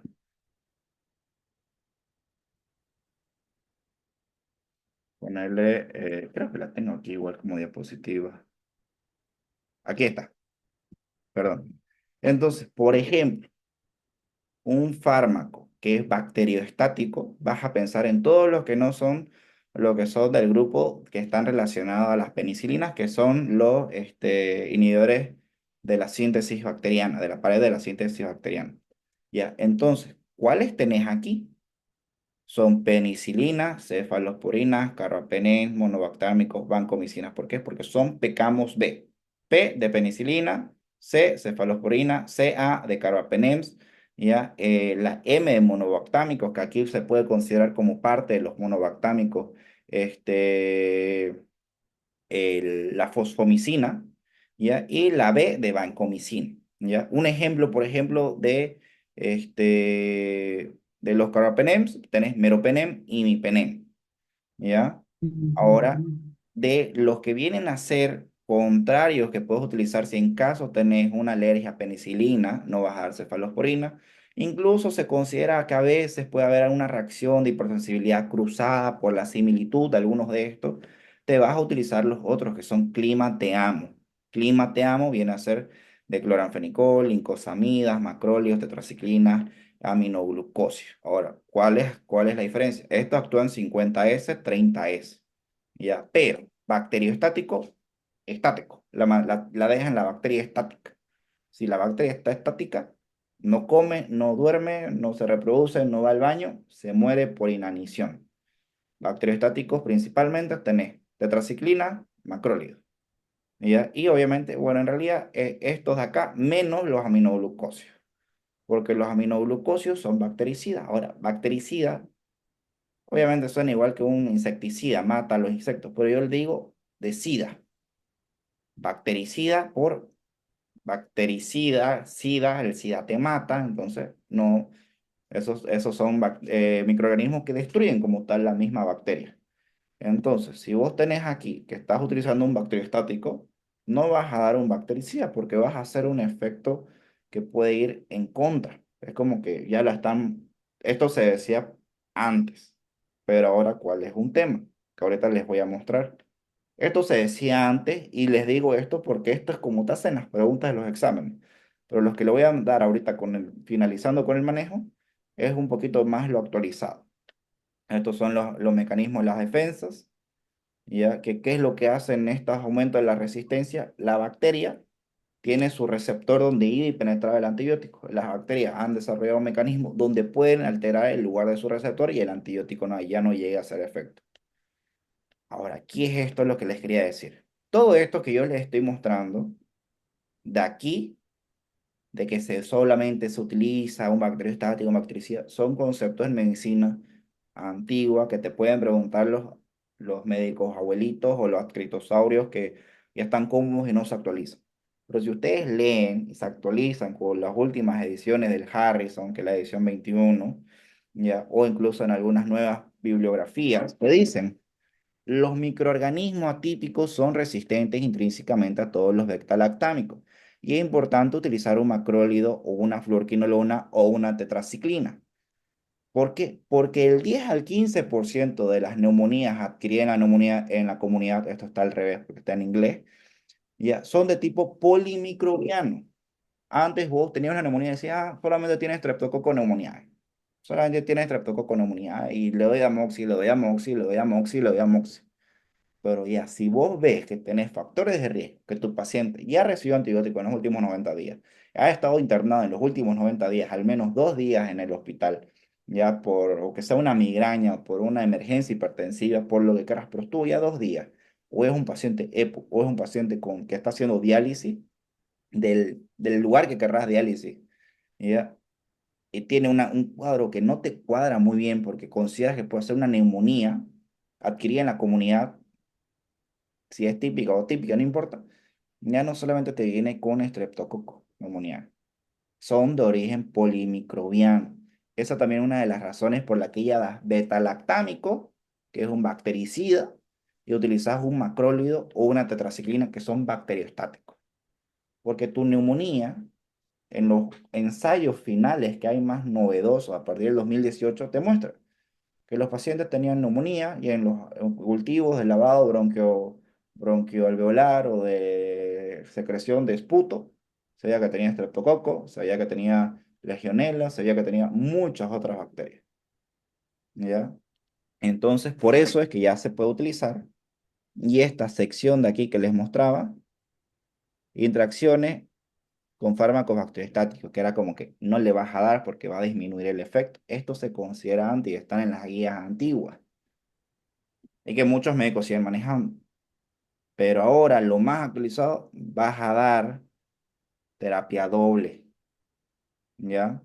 Ahora, aquí hay unos pequeños factores epidemiológicos que no voy a redundar tanto, porque estos factores epidemiológicos pueden variar mucho de acuerdo al país, incluso, porque todos estos datos son de Estados Unidos. Pero nosotros como tal, como no hay educación en cuestiones de publicaciones científicas, no tenemos una base de datos muy personal de todo Bolivia, pero cada centro de salud, cada hospital, sabe cuáles son sus bacterias más frecuentes. Ya, pero por ejemplo, ya en neumonías extrahospitalarias, que quiere decir adquirida en la comunidad, un paciente alcohólico puede tener estafilococo neumoniae, estafilococo neumoniae, aquí EPOC, pseudomonas aeruginosa, legionela, neumopatía estructural que tenga bronquiectasia, pseudomonas, aquí están ciertos tipos de microorganismos. Pacientes que tengan demencia, apoplejía, disminución del estado de conciencia, aquí están sus bacterias, son anaerobios de la boca. ¿Por qué? Porque paran acostados y se los aspiran. Ya vimos como el caso de los abuelitos. Pacientes con absceso, estafilococos aureus meticilin resistentes, hongos, tuberculosis, bacterias atípicas. Aquí vemos Klebsiella, ¿ya? Viajeros, todo esto, otros países, Histoplasma capsulatum, y así sucesivamente. Esto está en el libro, dudo que lleguen a preguntar algo así, pero como dato interesante para que lo puedan tener. Aquí, el 80% de los pacientes que vayan a tener que se tratan de manera ambulatoria, ya estos pacientes, al estar de manera ambulatoria, van a terminar teniendo un fracaso en la antibiótico-terapia si se utiliza solamente ya una amoxicilina. Hay que tratar de combinar con un macrólido o una tetraciclina. Ahora, esta neumonía es una de las causas más importantes de muerte a nivel mundial, sobre todo si los pacientes tienen factores de riesgo: asma, alcoholismo, inmunosupresión, hospitalización, tener más de 70 años. Ahora, ¿por qué alcoholismo? Porque en alcoholismo vean, no solamente van a tener estreptococo neumonía, ni siquiera ya lo menciona acá, pero los pacientes alcohólicos, al broncoaspirarse, al estar vomitando, muchas veces ese vómito se lo aspiran y el problema no es el vómito, es el ácido clorhídrico que puede terminar produciendo una neumonitis, una neumonía química. Y ahí y como viene del contenido gástrico, también van a haber bacterias gram negativas. Entonces es un factor de riesgo, ¿ya? Y otros casos, ¿no? Pacientes, como dicen, muy similar a la tabla anterior. Se le voy a pasar las diapositivas en este caso. Manifestaciones clínicas. Como tal, no hay un signo patognomónico en neumonía que ustedes digan, ah, tiene eso, neumonía. No existe un signo patognomónico. Puedes considerar que el paciente tenga fiebre, taquicardia, diaforesis, esputo mucopurulento, tos hemoptóica, dolor pleurítico, o sea, derrame pleural puede llegar a tener, pero en casos también, como hay neumonías atípicas, el paciente te puede cursar con diarrea, con cólicos, vómitos, dolor articular, dolores musculares, fatiga. Entonces, pero esencialmente algunos de los síntomas más frecuentes, dificultad respiratoria, son estos, los más frecuentes que van a tener. Pero en todo paciente con neumonía deben tener cuidado, porque estos pacientes que pueden tener neumonía con un foco, pueden terminar desarrollando un shock séptico si es que no se hace un manejo adecuado de la antibioticoterapia. Puede terminar empeorándose el cuadro, porque imagínense, si tenemos un paciente, voy a hacer aquí zoom, ya estamos terminando. Aquí tengo un pulmón, el bronquio, la tráquea. Aquí va a venir este otro pulmón y ahí viene pues el corazón, ¿no? Aquí viene el corazón. Aquí viene el corazón. Imagínense que este paciente tiene aquí un pequeño foco, pero no es una neumonía convencional, es una neumonía típica principalmente ya con legionela, micoplasma, neumonía, clamidia, neumonía, cualquiera de esas neumonías atípicas. Y el paciente te viene con dolor abdominal, ha tenido deposiciones, no te dice que tiene tos, no te dice que tiene hemoptisis, no tiene nada de eso. Igual le diste, lo mandaste para la casa, le diste algún antiespasmódico, le diste lo que querrás para el abdomen, pero el paciente sigue. Y viene la otra semana y te dice, doctor, tengo dolores articulares. Doctor, me duele mucho la espalda. Doctor, me duele mi cuerpo. Vos decís, puede ser dengue, ves para dengue, está todo normal, ya no sale todo negativo y el paciente, todo su laboratorio sigue normal. Y cursa de esta manera. Y así fue este paciente con la tomografía que no les pude mostrar de la Klebsiella. Cursan con una clínica no convencional, ¿ya? ¿Y qué sucede? Las defensas empiezan a bajar porque ese microorganismo atípico, al no darle un fármaco que le haga efecto, microorganismo atípico,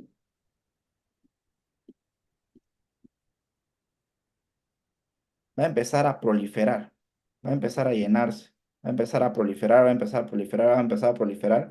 Y estos pacientes con microorganismos atípicos son pacientes que pueden ser alcohólicos, pacientes EPOC, pacientes con hemodiálisis, pacientes con todo lo que les mostré anteriormente, pero vos lo obviaste, porque estabas acostumbrado a ver una neumonía convencional, ah, tiene esto, tiene lo otro, o diabético, listo. Pero no estás considerando si el paciente tiene todas estas otras tablas que les he mencionado y te comiste un tremendo diagnóstico, una neumonía típica, no pudiste diagnosticar. Y la neumonía típica no es tan difícil. Ya, incluso en la neumonía típica no te vas a salvar solamente por pedir una radiografía, le vas a pedir una radiografía de tórax, va a salir normal. Va a salir normal, le vas a pedir ego, te va a salir todo absolutamente normal.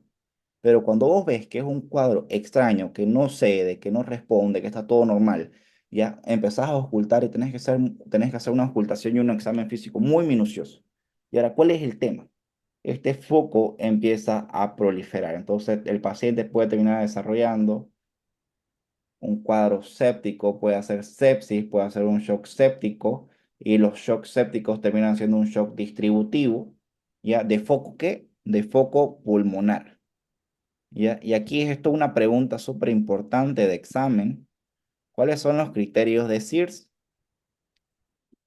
Los criterios de SIRS, que son síndrome de respuesta inflamatoria sistémica, antes decía frecuencia cardíaca tiene que estar arriba de 100. Ahora ya los CIR se considera que tenga no más de 90 latidos por minuto, que tengas un paciente con 91 latidos por minuto, que tengas un paciente que tenga una frecuencia respiratoria de arriba de 20, una saturación de oxígeno de PCO2 menor de 30, ¿ya? Una temperatura que sea menor de 36, o sea, hipotérmico, ¿ya? O una temperatura mayor a 38. Y leucocitos, no necesariamente tenés que tener unos leucocitos de 20.000, vean, mayor a 12.000 o menor de 4.000. Y que haya más del 10% en formas inmaduras, o sea, decallados. ¿Ya? Entonces, si vos tenés todo esto, el paciente tiene un síndrome de respuesta inflamatoria sistémica. El paciente se está choqueando. Un shock séptico de foco, un shock séptico de foco pulmonar que puede terminar haciéndose un shock distributivo. ¿Y por qué? Por un mal diagnóstico de una neumonía típica. ¿Y cómo vas a evitar no diagnosticar mal una neumonía típica? Considerando esto. Factores epidemiológicos. No, este no era. Eh, considerando teniendo mucho cuidado de que no te vayas a comer esto de aquí. Esta primera imagen. Esta primera imagen, por algo les he colocado aquí, sáquenle captura. Van a evitar comerse un diagnóstico de una neumonía típica o una neumonía multi-MDR solamente teniendo en cuenta esto. Van a salvarle la vida a un paciente, van a ayudar que algún hijo no se quede sin padre o que algún padre no se quede sin hijo. Solamente recordando esto. ¿Ya? Y ahora vamos aquí, esto. Ahora, el diagnóstico. Aquí viene lo que siempre les digo. Piensen fuera de la caja. No lo vean al paciente nomás como que, tiene diarrea. Vamos a darle Florestor y vamos a dar rehidratación. Tiene cólico. Vamos a darle un butilbromuro de iosina. 20 miligramos cada 6 8 horas. No, hay que hacerse ciertas preguntas. ¿Se trata de una neumonía? Hay que esclarecer ciertos métodos clínicos radiográficos. Hay que pedir una radiografía de tórax. Si no cuadrándote bien, revisar bien la radiografía de tórax. Si no estás seguro, pedir que alguien te pueda ayudar. Ver toda la clínica, hacer bien las preguntas. ¿Cuál es el origen de la infección? Vas a necesitar ciertas técnicas de laboratorio, vas a pedir otros laboratorios, solamente vas a pedir el hemograma para ver los leucocitos. Hay otros mediadores para que te ayuden. Te puedes pedir un PCR, puedes pedir una PROCA. Diagnóstico diferencial. ¿Será que solamente es neumonía? Puede ser una bronquitis aguda, puede ser una exacerbación de una bronquitis crónica, puede ser una insuficiencia cardíaca, puede haber una embolia pulmonar, una neumonitis por hipersensibilidad, si en caso que es un alcohólico que haya vomitado, ya una neumonitis por radiación de carcinoma, un carcinoma primario, una lesión pulmonar. Y en la radiografía de tórax, ¿qué vas a ver? Neumatoceles sugerentes por infección, estafilococos aureus, lóbulo superior o tuberculosis. O sea, tenés que pensar. Y al final y al cabo, una tomografía, ya que puedes también terminar pidiendo. Entonces, ¿cómo vas a poder vos no solamente pedir un hemograma? Tenés que saber qué otros estudios puedes pedir. Puedes pedir una tinción de Gram, cultivo esputo, cultivos, pruebas urinarias con no antígeno.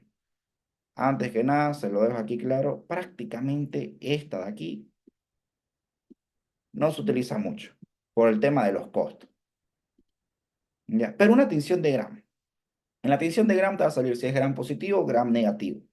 ¿Ya? Y cultivo de SPUT. Normalmente acá, parte del protocolo de neumonía, si a ustedes les llega un paciente y ustedes tienen la sospecha de neumonía, no pueden esperar que vaya saliendo todo a poquito. Hay que empezar a actuar todo rápido.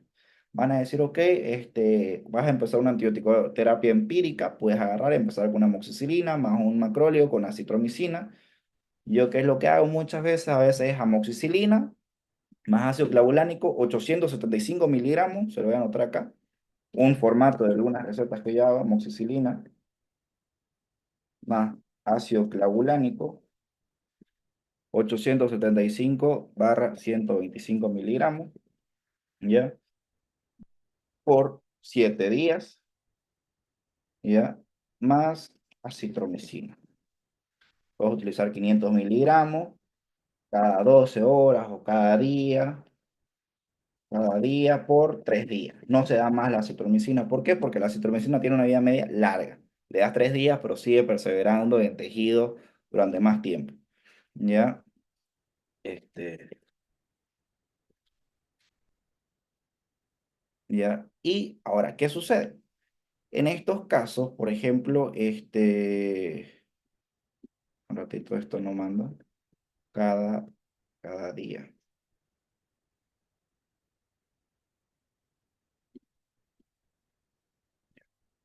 Eso es una manera como uno empieza de manera empírica. Diste esas indicaciones antibióticas de manera empírica y no le das al paciente, me vuelve recién en una semana. Tenés que hacerle a un paciente un buen seguimiento, porque una neumonía se te puede complicar. Es decir, se va a comprar esto, va a ir a recibir esto en la farmacia, ya, se va a hacer una radiografía de tórax, ya, ahorita va a ir, le haces la orden, radiografía de tórax, PA, y le vas a mandar a que haga los laboratorios. Dentro del hemograma vas a poder pedir, un cultivo de secreción bronquial más antibiograma. Y vas a colocar paciente ya está recibiendo amoxicilina, ácido clavulánico y acitromicina. ¿Por qué? Para que el laboratorio pueda hacer algunas correcciones. Entonces, con todo eso, el paciente ya lo mandaste con estudios, con laboratorio y con todo. El cultivo sale en 3 días. Le vas a hacer al paciente que al día siguiente o que te manden las fotos, o que vengan en la tarde y te den los laboratorios para que veas el hemograma, puedas ver todo, puedas decir, ok, si tiene una neumonía, de todo esto, entonces ya se inició, está con antibióticos empíricos, y a los 3 días va a venir y me va a traer ese cultivo. Ahí pasó. Va a venir y me va a traer ese cultivo. El paciente te va a regresar, ya, te va a traer todo eso y te va a mostrar su cultivo. Y ahí en el cultivo te va a salir estreptococo neumonía de vos. Yes. Estás haciendo ya hiciste un tratamiento empírico y ahora estás haciendo ciencia porque ya te llegó el cultivo. Entonces ya lo dejas con el tratamiento que está. Pero ahora, ¿qué sucede si te sale que tiene dentro, no puede ser un estreptococo neumonía, pero que te salga resistencia en el cultivo más antibiograma, te salga resistencia a amoxicilina y acitromicina? No está sirviendo de nada tus antibióticos, absolutamente de nada, y el paciente te dice que se siente igual, o se puede sentir peor. Esa es la importancia del cultivo. Vos lo mandás al paciente a su casa con esos antibióticos y que salga que sea resistente o que sea otra bacteria que se lo está comiendo esos antibióticos, tu paciente va a terminar haciendo sepsis. Entonces, esa es la importancia de hacer buenos laboratorios, saber qué solicitar, saber qué pedir y saber qué puedes encontrar. Y sobre todo, decirle al paciente, porque si al paciente no le vas a decir o no le decís que está haciendo un tratamiento empírico y que con estos laboratorios se va a confirmar que el tratamiento sirve, ya, y él te va a decir, es que acaso usted no sabe, doctor, qué darme, le vas a explicar que hay microorganismos resistentes. O incluso, si vos haces bien tu anamnesis y le preguntas, ¿ha estado internado? ¿Ha recibido antibióticos en los últimos 90 días? Y te dice, sí, no le das pues amoxicilina, te vas a utilizar otro antibiótico, te vas a ir a utilizar una cefalosporina, porque hay muchas probabilidades que sea un microorganismo MDR. Pero si en el caso el paciente no te dice la verdad, te miente y te sale eso, vas a utilizar una cefalosporina. Puedes utilizar una ceftriaxona, ceftazidima, que hay en vía oral, que es el cefixim, al menos acá en Bolivia, ¿ya? Y de esa manera, ¿ya? Ahora, entonces puedes pedir la tinción de Gram y el cultivo, y esa es la importancia. Ahora, los hemocultivos. A un hemocultivo no le vas a pedir a un paciente si es ambulatorio. Vas a pedir hemocultivo a un paciente que hay que hospitalizar. Ya si es un paciente como que el que les mostré la Klebsiella, que voy a ver de mandársela a la tomografía. Ya. Pero es decepcionante el utilizar los hemocultivos, porque van a salir muchos negativos. ¿Ya? Porque de todos los hemocultivos que vayas a hacer, solamente entre el 5 y el 14% van a salir positivos. ¿Qué quiere decir? Que al menos de un 86 a un 95% de los hemocultivos que vayas a pedir van a salir negativos. Ahora, ¿cuándo tenés que considerar sí o sí hacer un hemocultivo donde puede ser que los resultados haya más probabilidad que te salga positivo? Un paciente con neutropenia, consecuencia de una neumonía, deficiencia del complemento, hepatopatías crónicas, neumonía grave, o un paciente que haya sido, que tenga asplenia, o sea, que no tenga vaso, hay probabilidad.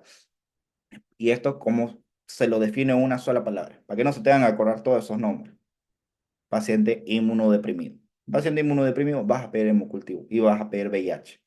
Y pruebas urinarias con antígenos. Hay pruebas, por ejemplo, que se piden cuando hay sospecha de legionela, ya que se utiliza principalmente si hay del subgrupo serológico tipo 1, ya, o incluso el neumococo. Pero, ¿qué sucede? Son muy caros y hay pocos seguros y laboratorios que lo hagan, pero es importante que los conozcan. Ahora, aquí puedes pedir una PCR o una proteína C reactiva, procalcitonina, ¿ya? Ahora, ¿qué es esto de la proteína PCR? Muchos de ustedes lo deben conocer. O algunos otros métodos serológicos, que este es muy bueno, que son el panel viral, que hay laboratorios que vos puedes pedir este panel viral de virus sincitial respiratorio, SARS-CoV-2, hay muchos. Biomarcadores, proteína C reactiva y la PROCA. Ahora, ¿de qué te sirven estos? Estos de acá te sirven para ver de escalar antibióticos, aumentar dosis o disminuir dosis. ¿Por qué? Porque estos laboratorios aumentan, porque son biomarcadores de fase aguda. ¿Qué significa? Si hay mayor empeoramiento del cuadro, significa que tenés que dar mayor dosis, tenés que bajar la dosis y así sucesivamente. ¿Ya? Un ratito, no pasa. Ya, tratamiento empírico, un paciente alérgico a penicilina.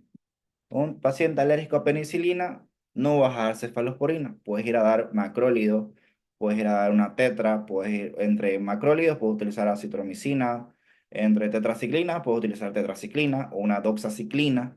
Ya puedes utilizar eso, principalmente.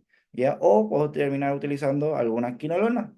Ya, pero el tema es que te estás arriesgando con el tema de la levo. Ahora, con esto no quiero decir que nunca den levo. Si toca utilizar levo, se usa porque es una opción muy buena si el paciente tiene alergia.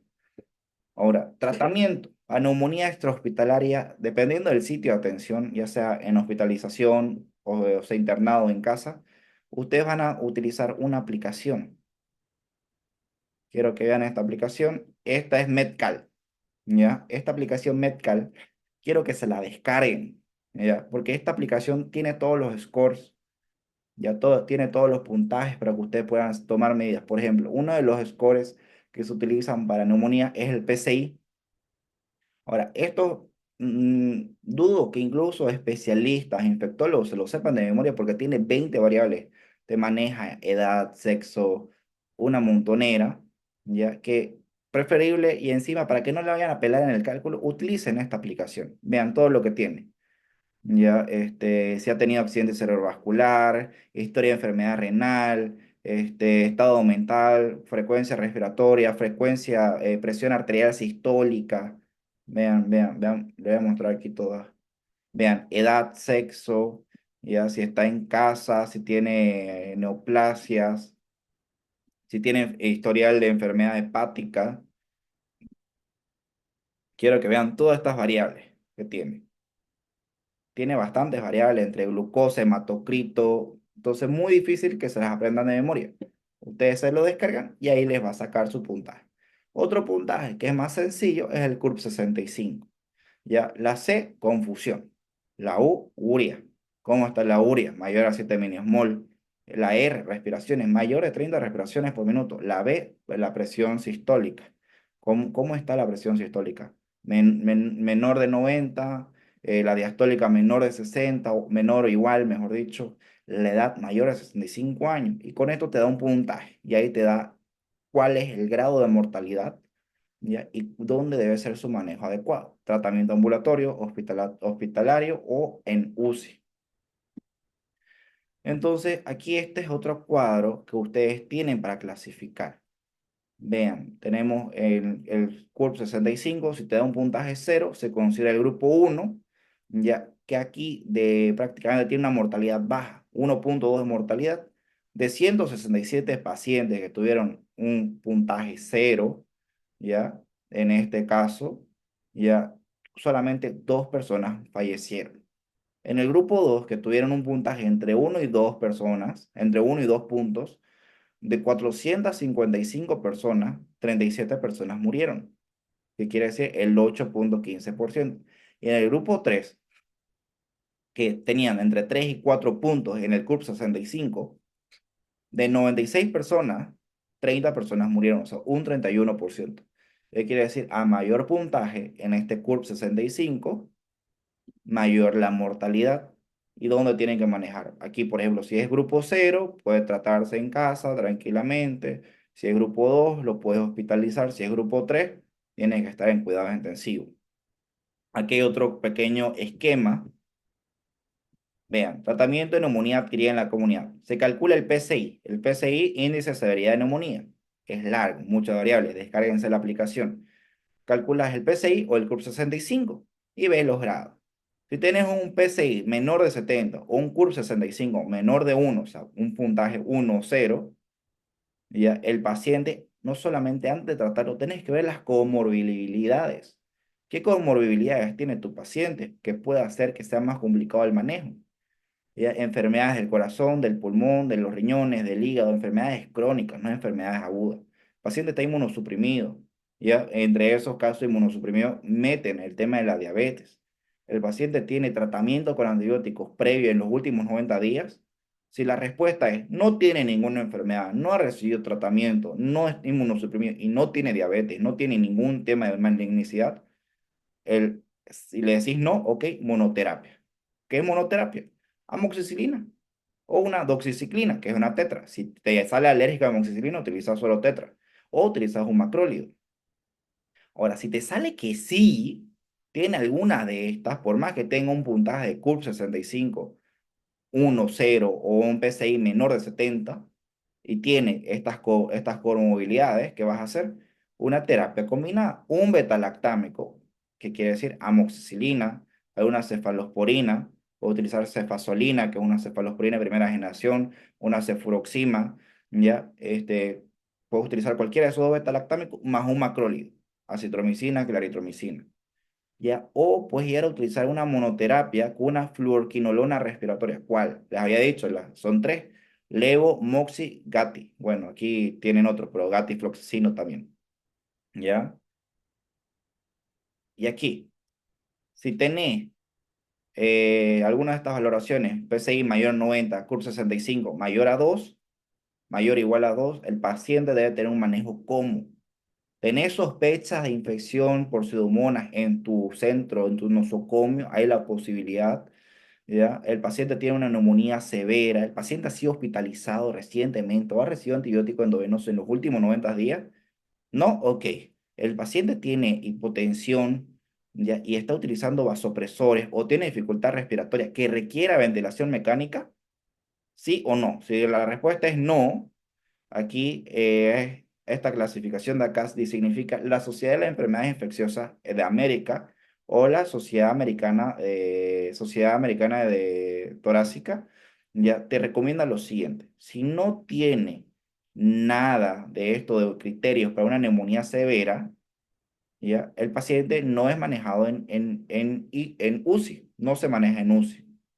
Pero si el paciente tiene igual necesidad de vasopresores o requiere ventilación mecánica, y eso es un sí, y tiene más de 3 criterios, según esta clasificación que es amplia para que lo busquen, el manejo es en terapia, en UCI, en cuidados intensivos. Ahora, no importa si el paciente lo vas a manejar en UCI o en no UCI. La combinación de terapia consiste en un betalactámico, ampicilina más sulbactam, una ceftarolina, una ceftriaxona, cefotaxime, ya que son cefalosporina de tercera generación, y vas a hacer en combinación, vean, acitro, claritro, doxy, pero vía oral. En cambio, este betalactámico es endovenoso, EB, ¿ya? Puedes hacer ese seguimiento o vamos a ir por esa línea por el otro lado. ¿Ya? Y si tenés sospecha de que puede haber a Staphylococcus aureus meticilin resistente, ¿qué vas a hacer? ¿Qué vas a hacer? Vas a utilizar banco o linezolid. Ahora, si el paciente tiene igual el puntaje mayor de 2 de CURP 65 con todas estas complicaciones, comorbilidades, etcétera, si la tiene, ¿ok? Vas a utilizar terapia antipseudomónica. ¿Cuál vas a pensar? Betalactámico endovenoso, pipertazo, cefepime, que es una cefalosporina de cuarta generación, ceftazidime, que es una cefalosporina de tercera generación, meropenem y imipenem, que son carbapenemes. Voy a utilizar esto porque son antipseudomónicos. Y vas a combinar con una citromicina endovenosa o vía oral, claritro, vía oral, doxy, vía oral, levo, vía oral, o moxifloxacino, vía oral o endovenoso. Y si tenés sospecha además de meticilina resistente, estafilococcus aureus meticilina resistente en tu medio, vas a utilizar igual banco. ¿Se entendió? Esta es una tabla larga, tal vez un poco confusa. Se las voy a mandar, no se preocupen, ahorita le voy a sacar captura y se las voy a mandar. ¿Hay alguna pregunta? ¿No?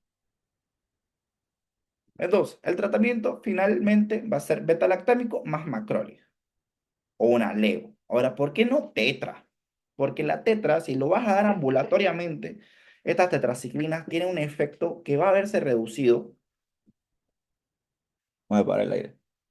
Tiene un efecto reducido. Si, por ejemplo, yo me tomo ahorita, yo estoy tomando tetraciclina, ¿ya? Tomo tetraciclinas y dentro de estas tetraciclinas que voy a tomar,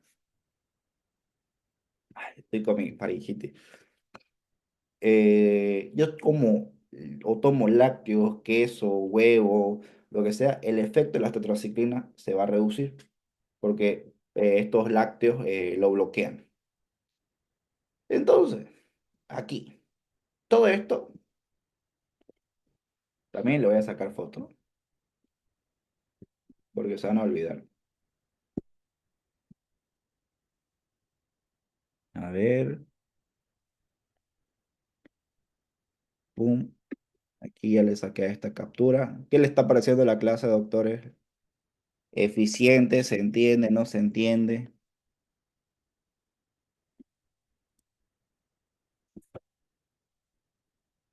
¿Está claro o no está claro?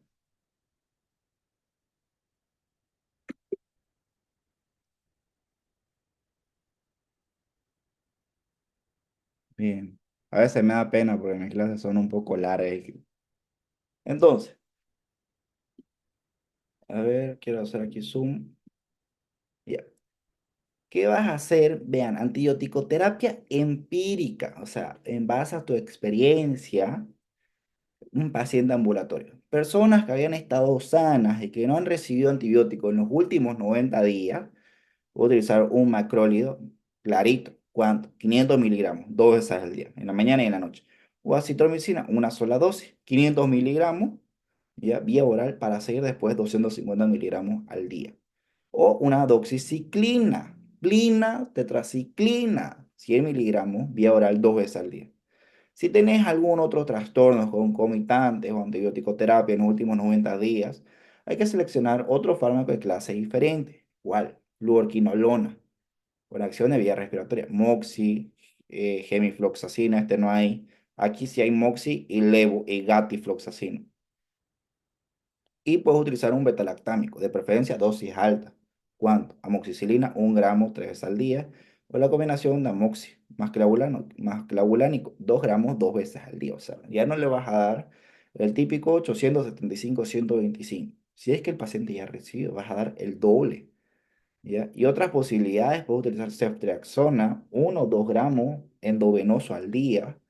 Ya, cefpodoxima, ya que esto es cefalosporina de segunda generación no, de tercera, perdón, 200 miligramos vía oral dos veces al día y cefroxima, que esta sí es de segunda generación, 500 miligramos vía oral dos veces al día.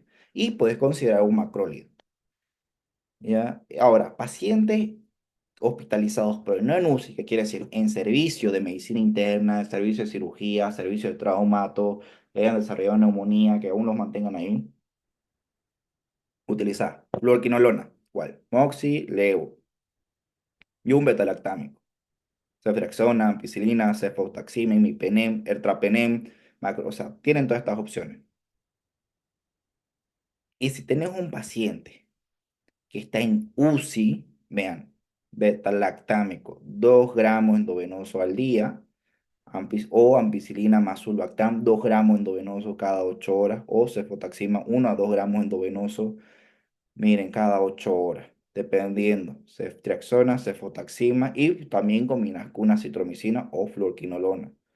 Ya, ahora, hay casos especiales. ¿Cuáles son estos casos especiales? Pseudomonas, vean, pipertaz, 4,5 gramos endovenosos cada 6 horas. El paciente va a tener que hacerse unas 10 kermés para poder pagar esto. Cefepima, 1 o 2 gramos cada 12, imipenem, 500 miligramos cada 6, igual, y imipenem y meropenem son caros. Cada frasquito te cuesta 200, 300 pesos, dependiendo de la marca. Y además, Cipro o Levo, en caso de Pseudomonas. ¿Ya? Aquí podrías empezar tal vez con Cipro, podrías empezar, también es importante seguir haciendo el cultivo, ¿ya? Y los betalactámicos anteriores y además se puede agregar una aminoglucosis, amicacina o tobramicina. Tobramicina no hay mucho acá, ¿ya? Y en caso que exista, además de pseudomonas, tenés un paciente en UCI, que tenga pseudomonas y que aparte haya la posibilidad de que haya un estafilococo aureus meticilin resistente, linezolida o banco. Así que, ¿cuál es el tema? Yo veo que se utiliza, me acuerdo incluso cuando yo estaba en el internado, se utilizaba banco de un paciente con una neumonía que era adquirida en la comunidad, pero que era mal manejada y que terminaba viendo una infección, una neumonía polimicrobiana. Ya se estaba utilizando solamente al comienzo amoxi y no se utilizaba esto otro. Posiblemente porque no se habían actualizado, no habían leído, quién sabe la razón. Pero obviamente el paciente de una neumonía adquirida en la comunidad que solamente recibía amoxi, que yo recuerdo bien, entró, se le daba amoxi, no respondía, se empezó a empeorar, el paciente empezó a empeorar, seguía medicina interna en piso. Se le pasó a banco más ceftriaxona. Vean, se saltó todo. Y el paciente no era meticilin resistente, ¿ya? Ni siquiera pseudomonas, era una infección, creo que ya era por legionela y neumococo. Y no se podía manejar, se pasaron a otros medicamentos, ¿ya? Y aquí hay otras consideraciones. En vez de macrólidos, se puede utilizar, macrólidos, por ejemplo, acitro, claritro, puede utilizar una doxiciclina, ¿ya? Principalmente eso. Ahora, para finalizar, aquí un pequeño resumen. Neumonía adquirida en la comunidad, ¿cómo vas a hacer un diagnóstico? Paciente tiene tos, disnea, hipoxemia, estertores, infiltrados, o sea, llevaste clínica, ocultaste y pediste radiografía y ves todo esto, ¿ok? Todo esto tiene especificidad. Tenéis una inflamación aguda, vas a poder tener todo esto, puedes tener una respuesta al tratamiento que esté retrasada, hay mejoría en pocos días, puede ser, no puede ser. Si hay mejoría en pocos días, es una neumonía adquirida en la comunidad. Si no hay respuesta en los pocos días, es una neumonía adquirida en la comunidad con una complicación. Y puedes utilizar PCR, antígenos urinarios, puedes pedir una tomografía, cultivo de esputo, cultivo en sangre, cultivo de broncoscopía, y siempre hay que ver la inmunidad, cómo está. Esto es un pequeño resumencito, ¿ya? Y este es un resumen extremadamente completo, extremadamente completo. Que esto ya prácticamente le resumo toda la clase.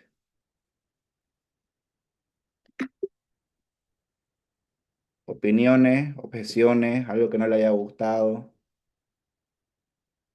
Si se van a quedar que la clase es muy larga, quéjense ahora. Eso sería todo, doctores. No sé si hay alguna pregunta. Ah, la aplicación Medcal, Doctor, disculpe, MDCal. por favor. No sé si tienen alguna pregunta.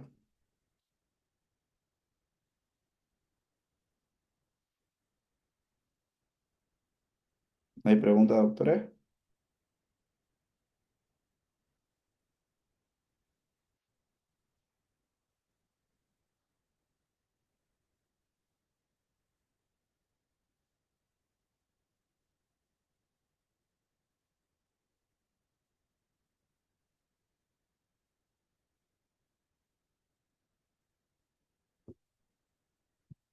Les estoy mandando exactamente en este momento, le mandé la foto al grupo.